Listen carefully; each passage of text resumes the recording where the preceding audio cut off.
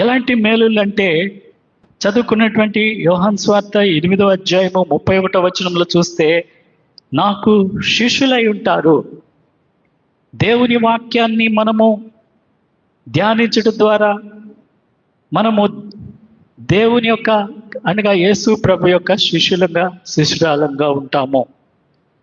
నా వాక్యమందు నిలిచిన వారైతే నిజముగా నాకు శిష్యులై ఉండి సత్యమును గ్రహించదు. కాబట్టి ఇక్కడ మనము యేసు ప్రభు యొక్క శిష్యులుగా ఉండాలి అంటే మనము దేవుని వాక్యమును ధ్యానించేటువంటి వారంగా ఉండాలి. అంతేకాకుండా సత్యమును గ్రహించేటువంటి వారంగా ఉంటున్నాము. లోకంలో ఉన్నదంతా కూడా ఎంతో భయంకరమైనటువంటి మోసము, అబద్ధముగా ఉంటుంది. అయితే మన దేవుని వాక్యము సత్యమును గ్రహించుకోవటానికి మనకు ఎంతో సహాయం చేస్తుంది.